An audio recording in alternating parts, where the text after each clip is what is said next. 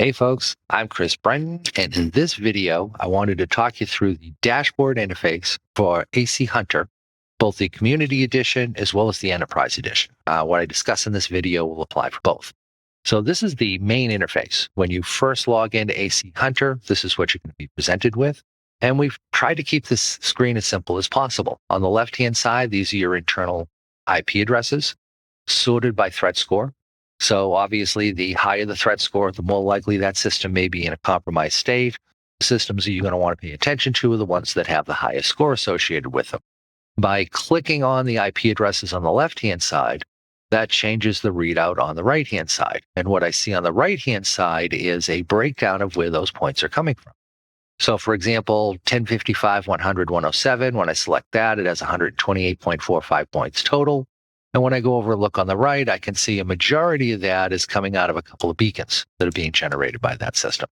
I can then click in on the beacons to be able to go in and do a further investigation on that. I have two ways I can go in and I can access data. One is I can do it based on the modules at the bottom. So for example, I could go in and look at my beacon web information this way. And when I use the modules on the bottom, you can see it lists all my internal systems highest to lowest. If, however, when I'm on the dashboard, if I click on an entry on the right-hand side, I'll load up the module that's associated with it, but you'll see a search function is automatically implemented so that the only thing I'm looking at is that one system. So if I want to do a general analysis, use the modules on the bottom. If I'm deep diving on one specific IP address, use the links over on the right-hand side.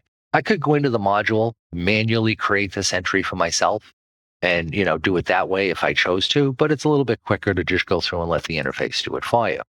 So this is going to go through and threat score all of my systems. There is one exception to that.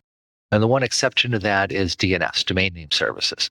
And the reason for that is DNS is a little funky. Depending upon where your Zeek sensor is, if we see potential C2 over DNS, the source IP address may not necessarily be the system that's actually compromised. If you have internal DNS resolvers and your Zeek probe is out by your perimeter, it's going to see the resolver transmitting the C2 over DNS traffic, not the actual compromised system, because the resolver is the one that's actually communicating out to the internet. The other reason is that we typically have multiple resolvers. So it's possible that this C2 over DNS is being relayed through multiple internal resolvers at the same time.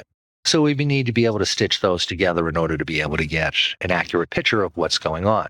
So there's no DNS option on the right-hand side of the screen. The only way to get into it is through the DNS module here.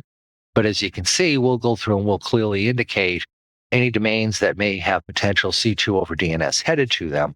Once you see that, we'll tell you which internal servers are doing the DNS queries. And now if you need to relay that back to the actual compromised system, I could go onto this box, I could do some logging, I could run Zeek, I could run a PCAP file, or I could generate a PCAP file to see which internal system is sending these requests to the resolver before the resolver then goes and sends them out to the internet. Also from here, I can go in and I can jump into settings, and I'll talk about that in a later video. So that's the dashboard in a nutshell. Hopefully you found this information useful.